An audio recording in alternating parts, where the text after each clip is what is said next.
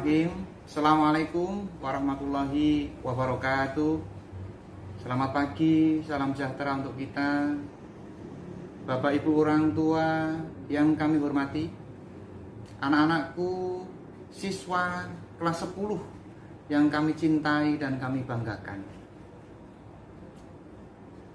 Puji syukur kita panjatkan pada Tuhan Yang Maha Kuasa, Allah Subhanahu wa taala, yang mana di kesempatan yang baik ini kita jumpa lewat daring dalam rangka masa pengenalan siswa baru.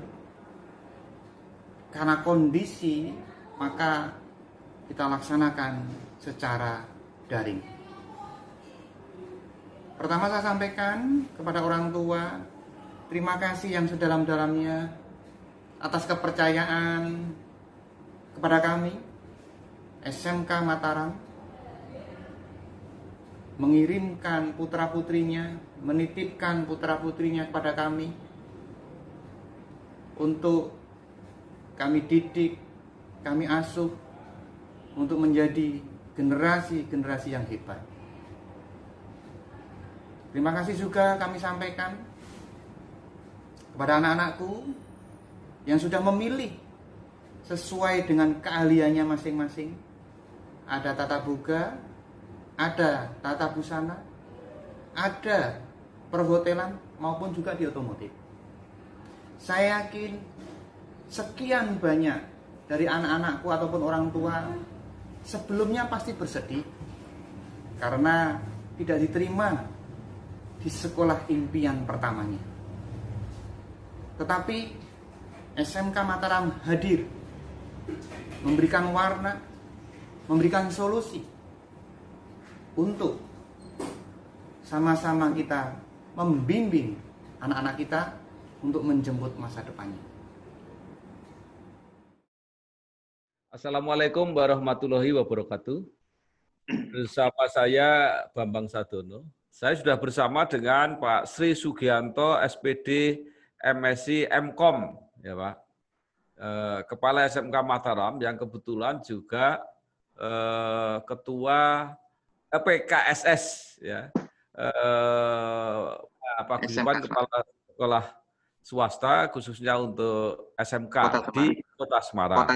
Saya mau berdiskusi beberapa hal yang menyangkut penyelenggaraan SMK dikaitkan dengan keadaan SMK sekarang ini. Memang SMK ini pernah booming ya. Pada waktu itu pemerintah mendorong untuk menciptakan lapangan kerja dengan mendorong supaya baik pemerintah, masyarakat itu rame-rame mendirikan SMK dan menyekolahkan anaknya ke SMK.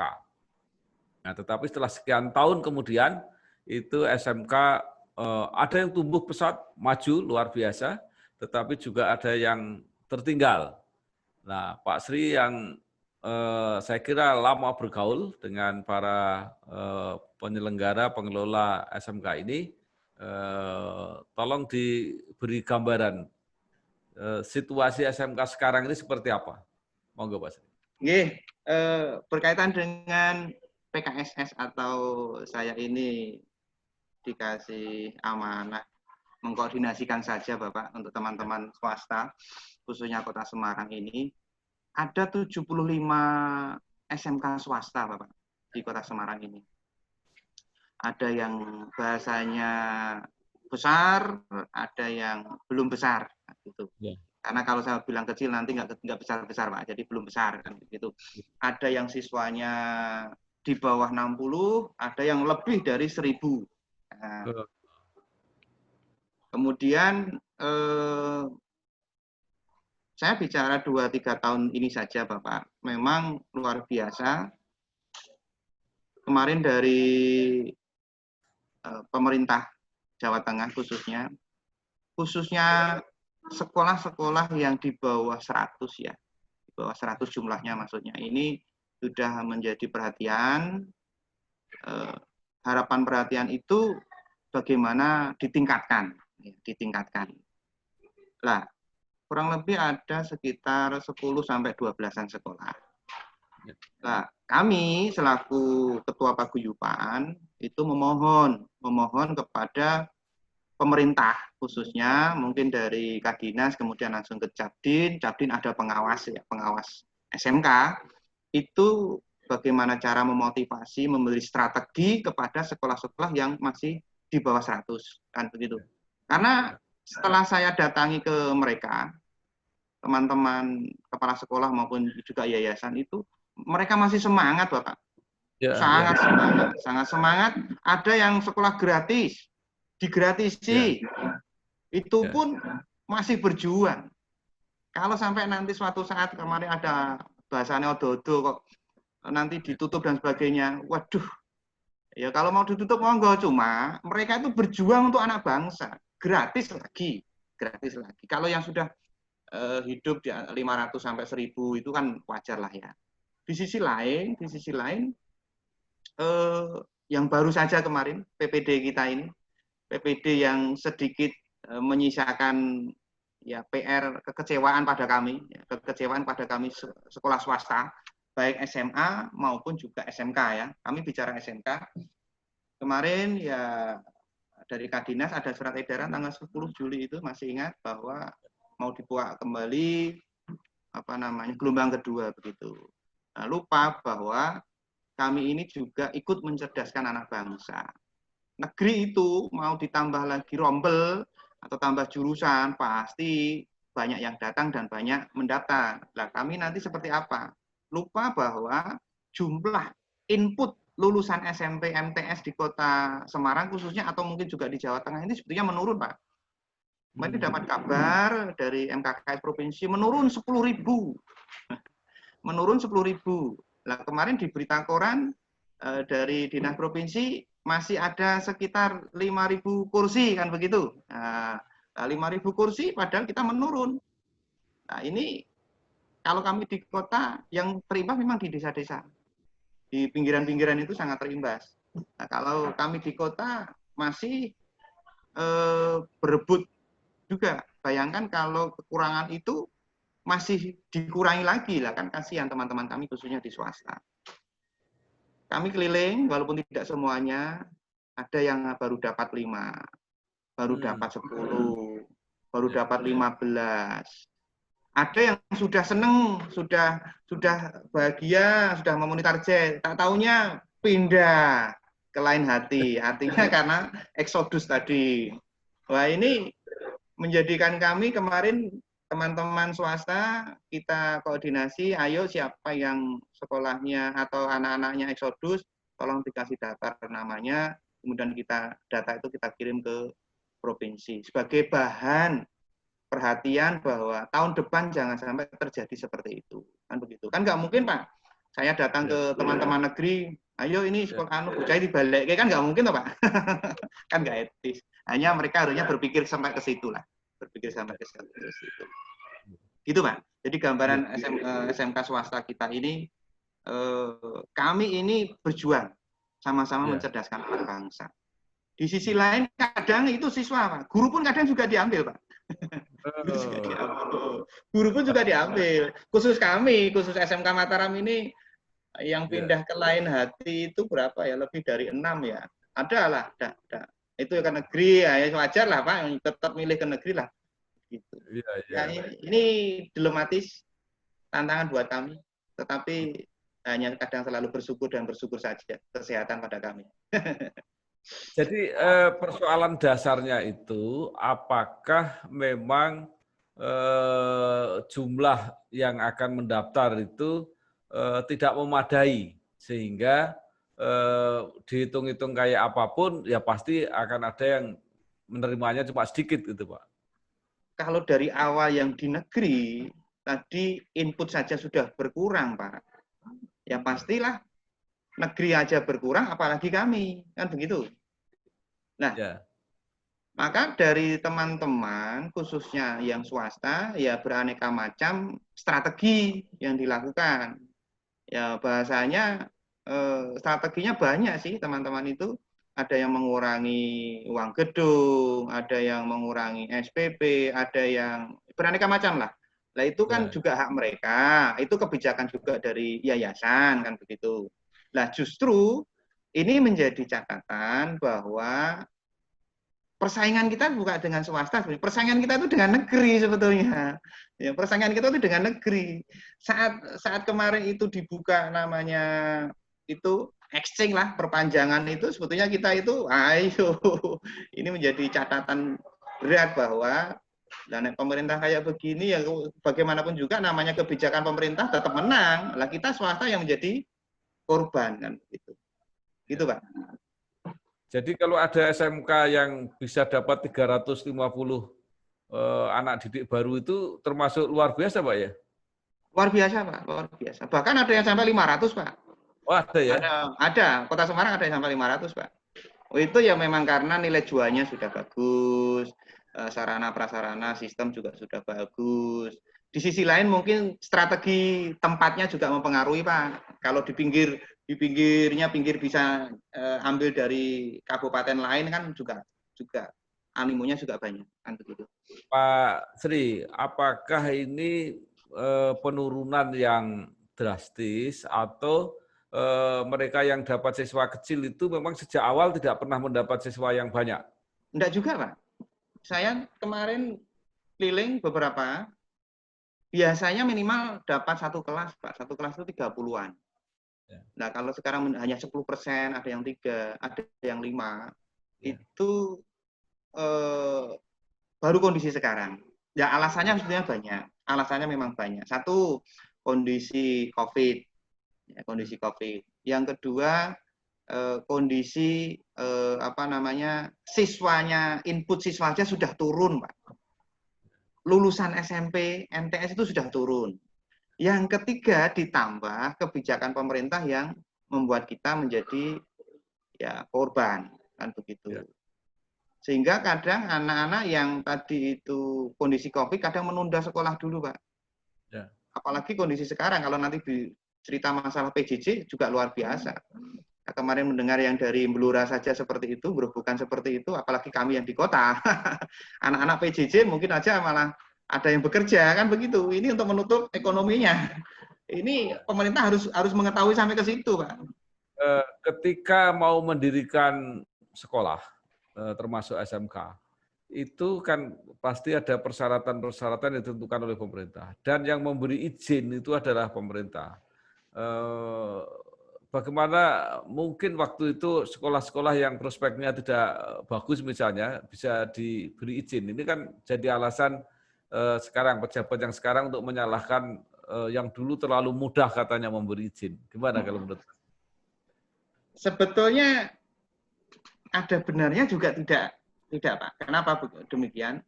Awal-awal ini yang sekolah-sekolah sudah bahasanya mendapatnya agak sedikit itu dulu-dulunya besar, Pak. Dulu-dulunya besar.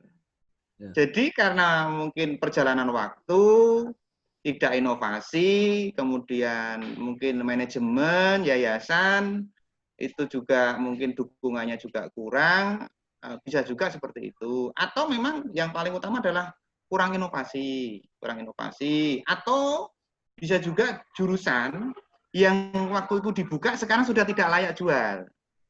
Nah, ini juga menjadi catatan sehingga animonya ke jurusan tersebut sudah minim. Kalau mau juga buka jurusan baru, Pak, waduh biayanya Pak luar biasa, Pak. Jadi minimal harus sekian, Pak. Di tabungan, di rekening itu sudah ada 500 dulu, Pak. Kalau nggak bisa. Lah, kan nggak mungkin itu, Pak. Nggak mungkin teman-teman yang sekarang mendapatnya kecil, mau tambah buka jurusan baru, yang lain, yang dulu misalnya ditutup, buka baru. Nah, untuk dana itu yang tidak ada, kan kasihan. Bahkan ada sekolah yang dulu besar, favorit. Dulu besar, favorit. Sekarang siswanya ya hanya dapat berapa ya, 30-an, tapi itu kadang untuk 2-3 jurusan loh, Pak. Ya kan kasihan. Gedungnya sudah besar-besar, Pak.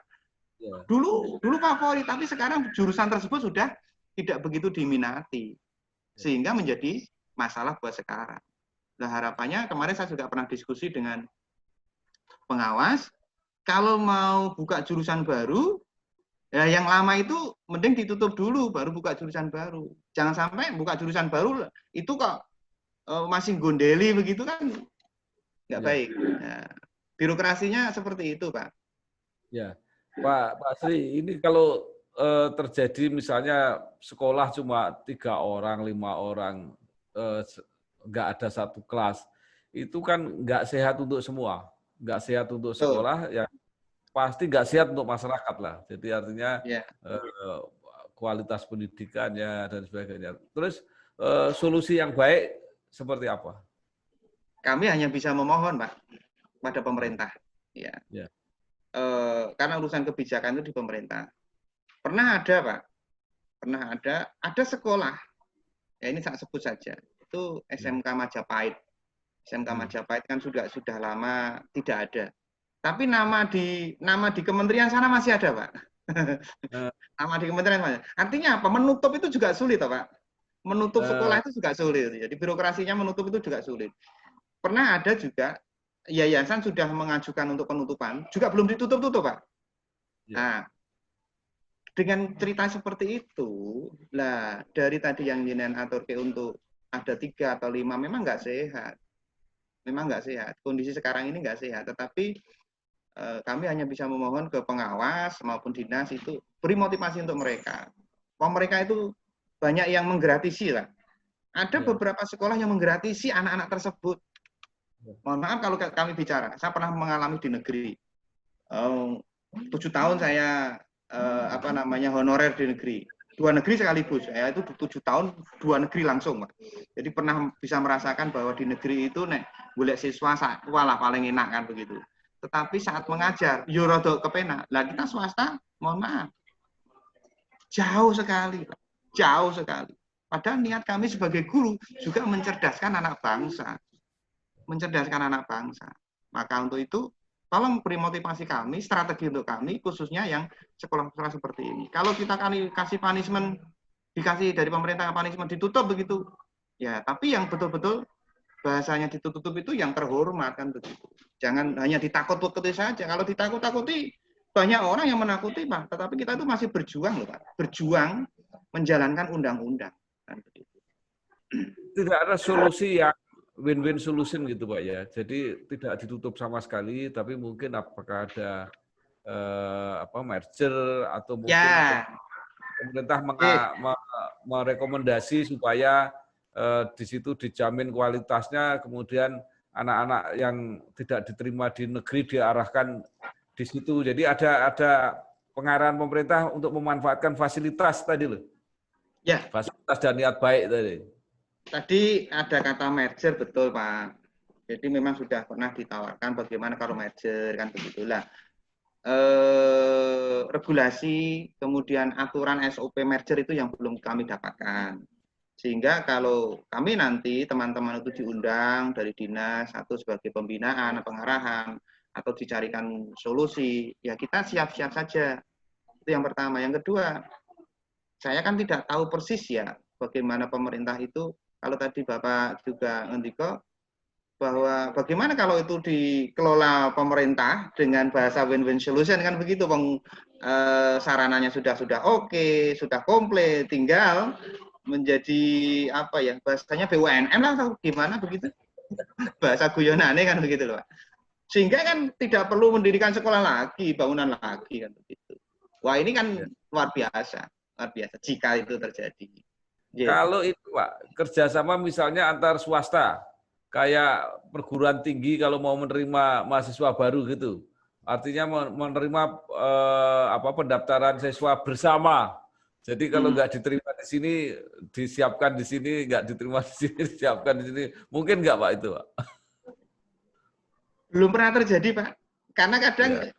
untuk mencukupi sekolah itu sendiri aja masih kurang. kita selalu domplengnya ke negeri Pak. Jadi kalau pas pengumuman itu biasalah nyapu ranjau begitu, dompleng begitu, ya habis-habisan. Kalau swasta sendiri nggak pernah punya jumlah ideal Pak ya. Misalnya kalau saya sudah dapat 500 itu sudah maksimal. Kalau ada yang berminat, saya salurkan ke SMK yang lain gitu. Nggak mungkin itu ya. Ada Pak beberapa sekolah yang membatasi memang karena kan tetap menjaga kualitas. Ya. Tapi jarang juga mereka over. Jarang juga mereka over. Sehingga kan nggak mungkin, ayo terus. Kalau saya mungkin cerita sedikit untuk tahun ini, kalau tadi saya ngatur ke itu masih berjalan Pak, ya karena masih ada yang belum daftar ulang Pak, belum Oh, bayar. Jadi masih ada 4 atau 5 anak yang belum daftar ulang. Lah ini apakah tadi eksodus atau memang belum punya uang kan begitu? Daftar ulang sebenarnya hanya ngambil paket seragam saja kok. ya. Dan itu pun lebih ringan daripada di sebelah kok kan begitu. Di sebelah kadang lebih tinggi gitu Ya. untuk daftar ulang kita. Kita ini Ya. kan khususnya Mata. Kalau Mataram bicara Mataram itu kita tanpa uang gedung, Pak. Wong sudah punya gedung kok dan kita dibantu dari pemerintah juga. Ini aja keadaan di Kota Semarang, Pak ya. Mungkin di Oke. luar kota lebih lebih sulit lagi mereka. Eh, secara umum kemarin saat tanggal 10 itu dilaunchingkan surat edaran perpanjangan itu, saya kan juga masuk grup Jawa Tengah itu khususnya teman-teman swasta. Di Banyumas, Kebumen itu luar biasa, Pak. Kekurangannya maksudnya, kekurangannya luar Ya. biasa. Ya, ada juga, tapi juga ada lucu di negeri, di Ya. daerah saya sendiri, di Sragen itu. Mendirikan sekolah negeri baru, gitu, itu butuhnya hanya 108, dapatnya hanya 30 juga ada. Karena apa? Ya memang inputnya di situ kan sedikit, Pak. Ya, ya. Inputnya sedikit. Jadi kadang sebetulnya studi kasusnya, inputnya masyarakatnya ini banyak dan tidak kan kadang belum sampai ke sana, Pak. Jadi kalau bisa disimpulkan secara umum bahwa pemerintah perlu meninjau kembali antara jumlah lulusan SMP yang akan masuk ke SMK terutama dengan jumlah sekolah yang tersedia gitu kira-kira Pak ya. Harusnya begitu, Pak. Saya juga diajari ahli data masalahnya di MKOM itu. Lah, kita itu mau tampungan besar tapi kan sing masuk sedikit kan ya nggak mungkin, Pak. Sehingga nanti merepotkan yang lain. Negeri atau pemerintah mau ngambil berapapun sih bisa. Lah, coba lupa menyampaikan pada kita itu, pemerintah itu menyampaikan kepada swasta, mitra. Tetapi mitra yang seperti apa? Saat kondisi PPD pasti kami kecewa yang kami Ya, rasakan. Ya. ya. Kemudian saat pergantian guru dan sebagainya itu mutasi itu sering terjadi. Dulu pernah awal-awal namanya kekurangan jam di negeri, Pak. Kami Ya, ya. selalu yang direpotkan. Tolong dibantu, guru saya kekurangan jam. Nah sekarang guru saya malah diambil ke sana, kan begitu kan lucu. Ini. Itu beberapa SMK mulai mengeluh bahwa guru-guru apa yang dengan mata pelajaran kejuruan yang khusus itu Ya, mulai berkurang karena banyak yang pensiun dan tidak terganti. Bahkan ada terpaksa SMK itu yang rombelnya dikurangi karena guru itu. Nah, ini nanti akan jadi apa ya? Jadi bom itu, ledakan itu. Ya kira-kira dalam waktu 5 tahun ini sekolah-sekolah itu akan kekurangan guru karena pemerintah juga belum ada program untuk menambah itu. Itu gimana kira-kira? Apakah itu nanti bukan peluang yang swasta kalau pemerintah akhirnya nggak mampu sendiri untuk membuka program-program di sekolah kejuruan? khususnya guru produktif. Ya. Hmm. Kenapa di 5 tahun terakhir sejak 2013-14 itu kekurangan guru produktif? Kuncinya sebetulnya kalau kita cerdas karena perubahan dari KTSP ke kurikulum 2013.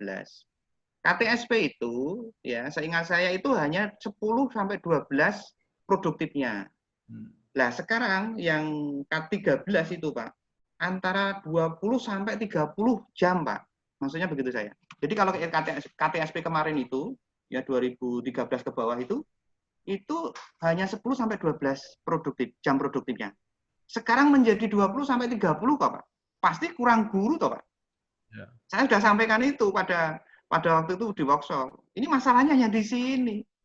Lah, masalah karena kelebihan jam 2 kali lipat, Lah gurunya nggak ada. Saat mencari guru, lulusan guru dari produktif, khususnya yang di IKIP atau UNES, kalau Kota Semarang itu yang mencetak guru produktif kan UNES sama veteran. Ya, Kalau PGRI. di PGRI baru mesin, Pak, baru teknik mesin. Nah, yang lain belum. Lah, Semarang aja sudah kekurangan, apalagi kota lain. Ini bicara masalah di Jawa Tengah. Lah, jadi titik kuncinya sebetulnya tadi, KTSP ke K13. Itu jelas sudah salah dulu. Bagi saya, pemerhati, ini salah C, pasti kurang guru kan begitu. Itu satu. Sehingga, jujur kami, khususnya TKR saja, saya kekurangan guru banyak, Pak, TKR itu, Pak. Siswa saya TKR itu 12 rombel, Pak. Guru saya baru 6, Pak. Kan kurang, Pak. Tidak ada teaching sekarang. Sekarang tidak ada teaching. Jadi kalau dulu masih ada teaching, 1 mapel 2 guru gitu, sekarang sudah tidak boleh. Ya, aturannya sudah tidak boleh. Sehingga kekurangan guru. Gitu, Pak. Terus gimana cara menyelesaikan persoalan ini, Pak? Baik di negeri maupun di swasta. Wah, ini beban berat bagi kami khususnya swasta. Jelas kami mencari guru khususnya yang produktif. Kemudian yang negeri itu dia kan mudah membuka lowongan gitu. Ya. Lah, kalau membuka lowongan, input atau lulusan dari UNES itu ada, itu mudah, Pak. Kalau tidak ada, pasti ngambil yang dari swasta. Nah, kami korban lagi, Pak, itu, Pak. Dan ini mohon maaf, jujur, kami ini guru kami yang di luar dengan yang di dalam sudah banyak yang di luar, Pak. Sudah banyak di luar. Solusinya pemerintah lah ini, pemerintah untuk bagaimana mencetak guru produktif itu yang banyak. Kalau memang kita ini sudah menjadi vokasi, karena sudah ada dirjen vokasi, Pak, sekarang, Pak. Kalau dulu kan hanya PSMK yang membawai hanya SMK saja. Kalau sekarang sudah dirjen vokasi, ada SMK, ada Politek, ada ilmu terapan, sehingga khusus. Nah, dirjennya kan Pak Wikan yang saya yakin harusnya sudah tahu persis perjalanan besok ke depan Indonesia, khususnya vokasinya Indonesia. Kan begitu. Baik, Pak Sri Sugianto, SPD MSI MKOM, Kepala SMK Mataram, juga Ketua Paguyuban Kepala Sekolah Swasta, terutama SMK, yang telah memberi informasi beberapa persoalan yang harus ditangani yang menyangkut SMK. Baik mulai dari kekurangan murid maupun sekarang juga persoalan guru yang harus menjadi tanggung jawab kita ke depan. Salah satu harapannya adalah supaya pemerintah segera mengambil langkah dan kebijakan supaya tidak terlambat gitu ya Pak. Ya. Iya. Sekali lagi terima kasih Pak Sri, sukses. Selamat malam. Ya, wassalamualaikum warahmatullahi wabarakatuh. Waalaikumsalam warahmatullahi wabarakatuh.